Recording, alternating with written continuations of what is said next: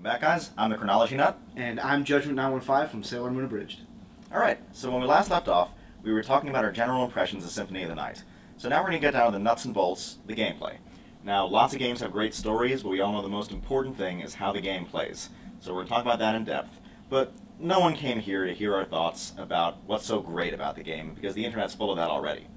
Let's nitpick a bit, because as Yahtzee has said, the most important job of any critic is to pick nits. Yes, and far be it from us to deviate from that wonderfully laid out list of how to review games. So, in your opinion, Judgment, what's wrong with Symphony of the Night? Well, there aren't very many things wrong with the game as it is, but the things that are wrong tend to generally detract from my overall enjoyment of the game, but not enough for me to praise the game any less for its merits. The main issue I found with the game that has the biggest problems for me is that the amount of backtracking in the game kind of takes away from the pacing for me. Most of the games that I really like, you know, kind of keep the rhythm going, constantly introducing new stuff into the mix. And that happens a lot in the very beginning of the game. As you have more and more of the castle explored, in order to find new places, you have to go back and trek through all the rooms again, fighting all the monsters, a lot of which aren't really giving you experience or items you need anymore. But I don't think this was so much of an error in game design as it was in playtesting, because anyone who played the game at length and who explored it without prior knowledge of the castle's layout would realize that in order to explore everything, you are going to have to inevitably backtrack. As opposed to if they only had playtesters that knew where everything was, obviously it's not going to take them as long to beat the game, and there's not going to be as much backtracking because they know exactly how to go in terms of the castle's layout to find everything in constantly, you know, a fluid format. The fact that the game is directionless definitely works to its detriment, especially in the first half.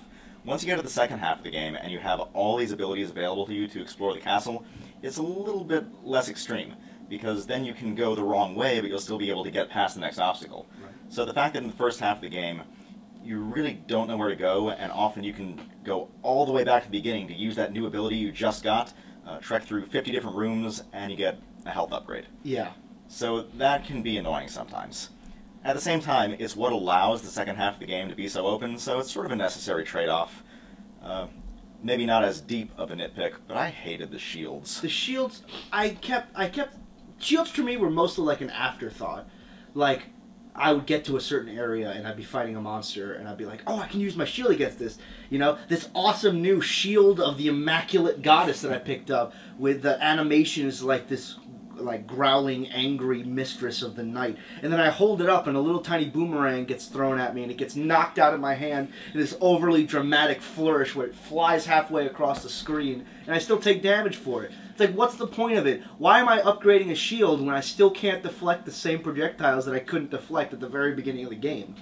It's weird that happened to you, because I was using a leather shield for a pretty good part of the game, and that deflected a lot. It seemed to me everything I used didn't deflect anything.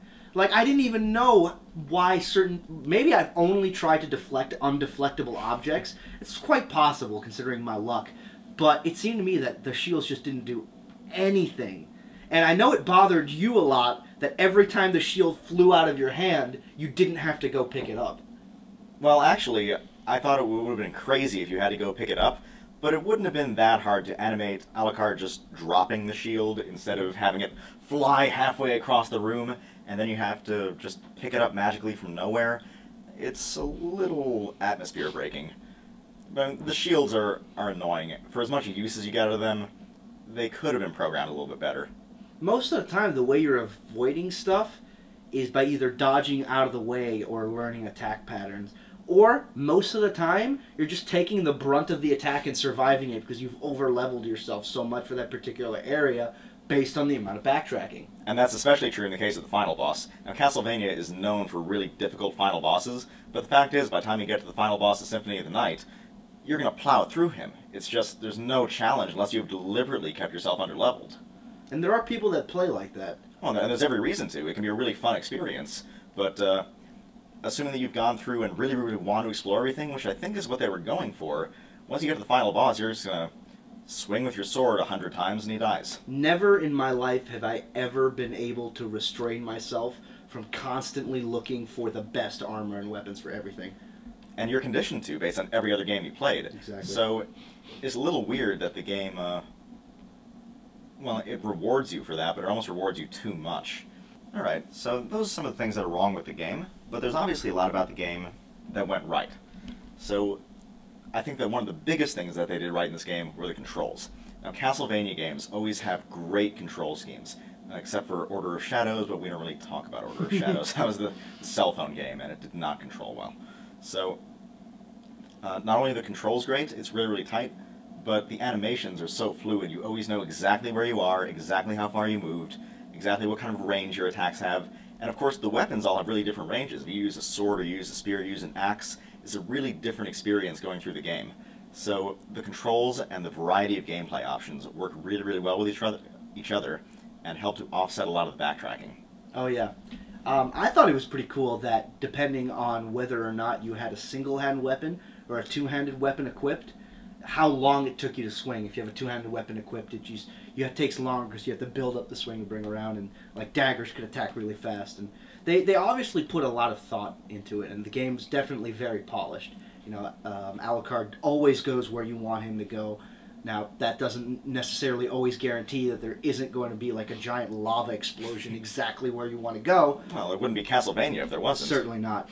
But it is certainly very tight and responsive. And people don't understand this. The better the controls for a game are, the more challenge they can put into it, because at that point it's not the determining factor for how hard a game isn't how you have to control it, but it's, you know, how skilled you are at using those controls. And for further elucidation of that principle, people need to look no further than Assassin's Creed.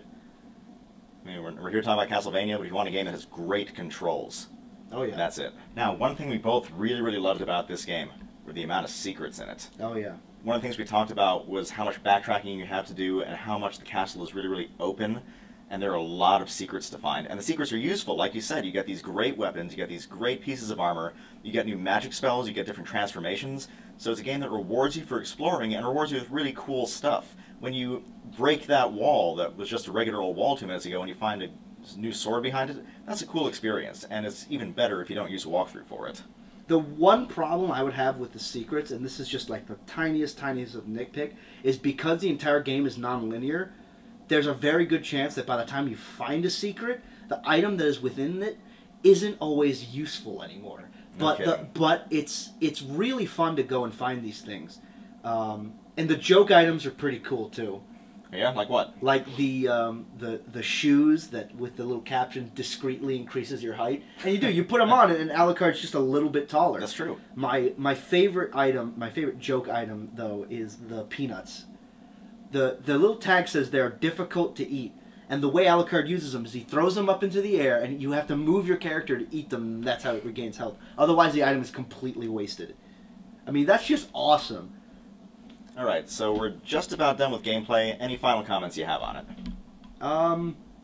You know, the gameplay, for me, is the determining factor of whether or not I truly commend a series, and they just did an excellent job with this. Yeah, I would say that Castlevania always has tight controls. That's what makes playing these games not only fun, but just possible.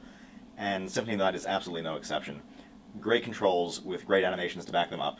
And a nice difficulty curve, even if it wavers a little towards the end.